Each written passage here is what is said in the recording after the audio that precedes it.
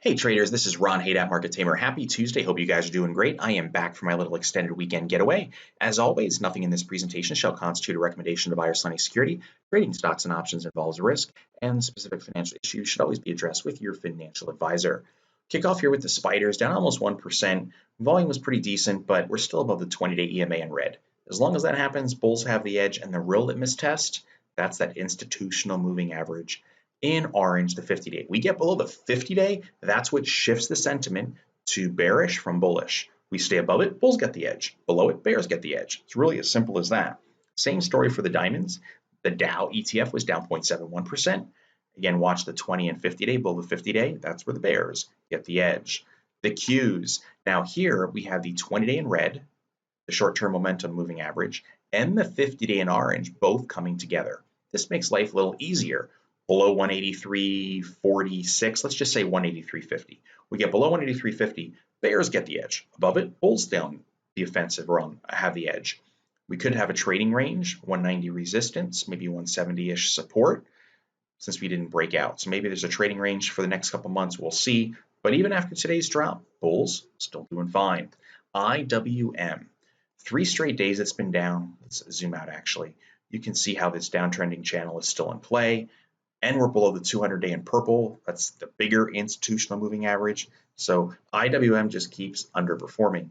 MDY, not underperforming quite as bad, but I mean, heck, now we even have one of these things going on, which, you know, some chart folks are going to see, which they should. This is a head and shoulders pattern. You know, we could say that the neckline, well, not really. A straight neckline would be around 335. This is going to be a little angled, so for the neckline to be broken here, we want to get below 330. Triple top, head and shoulders, whatever you want to call it, still way below the previous highs. Mid caps, IWM, still underperforming. Now, gold. Had some questions on this with me being away. Let's take a look at a 2-year chart of GLD. Now let's take a look at a 5-year chart of GLD. This is now a weekly chart.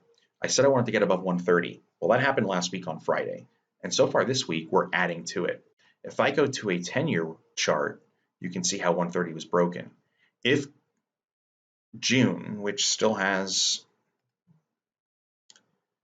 3 more trading days, if we close above 130, it's sort of, you can't argue against it. It's a breakout on a monthly basis. So there's some fear of war and monetary policy and all that kind of good stuff. Frankly, it doesn't quite feel like it's time for gold to shine, but that's a feeling. That's not what the chart is saying. The chart says we're breaking out. So we stay above 130, which is about $4 on GLD or $40 on the gold contract. It's going to be a breakout, and it's hard to ignore. One fly in the ointment for the gold bulls. Where's the volume? If we're thinking about a multi-year breakout, wouldn't there be more volume backing this up? It has not happened. So if we go to silver, silver's not breaking out over anything.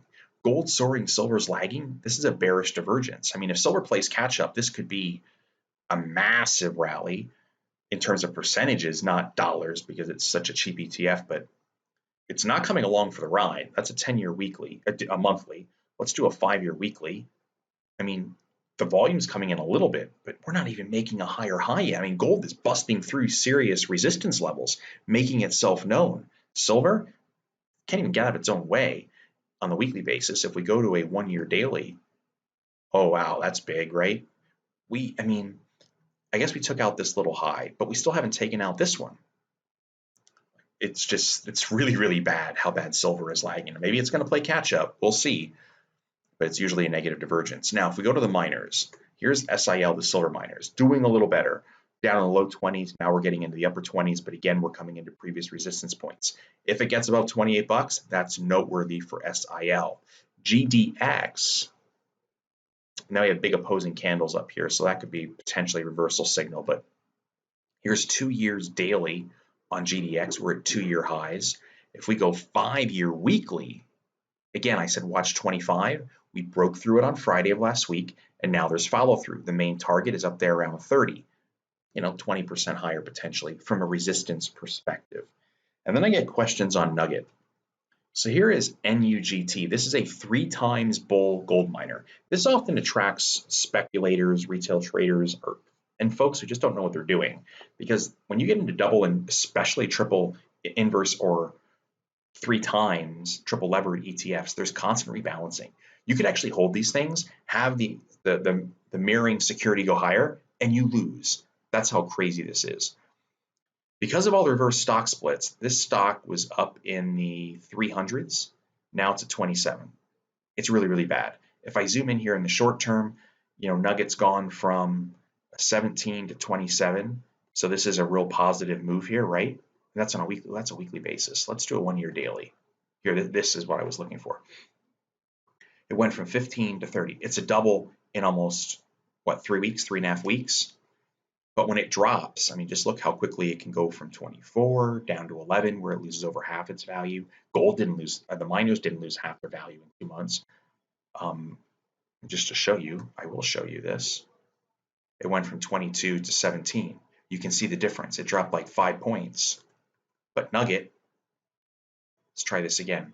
NUGT goes from in the 20s down here to 12. So that's the kind of capital destruction that can take place.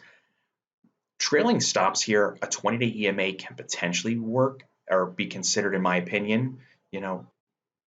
So anyway, the bottom line here on the gold miners, it's soaring, but you could go from here to here in 1 day and lose tremendous amounts of capital. So maybe something like a 5 or an 8-day EMA for something tighter than a 20-day, but this has gone vertical. The sign where the breakout was, look at the volume surge and the close above the 50-day.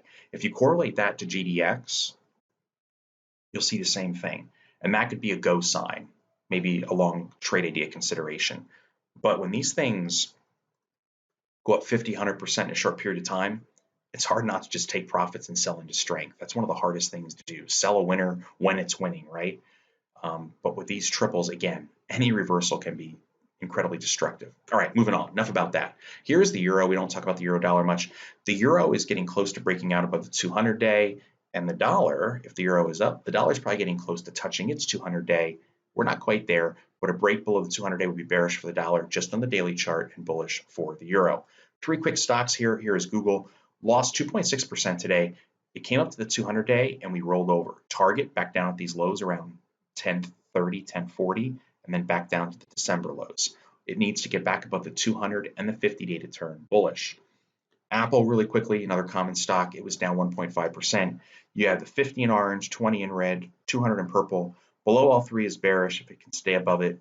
If it stays above the 50, I would give the bulls the edge. Below the 50, and then it gets caught between the 50 and the 200. 200 purple, 50 orange. That'd be neutral. Below here, bearish. And Tesla, TSLA, look how it got stuck here at the 50-day. Just can't get above it. Above the 50-day, it would turn slightly bullish. And then we go to swing highs and then 200-day from a technical perspective. Back below the red line, that would be a bad sign. Okay, so we talked a lot about gold and silver because I didn't get to talk about them in the weekend video. And the markets, bulls still have the edge on SPY, diamonds, and Qs. I'll be back with you tomorrow night with a video. Have a great day, everybody. See you then.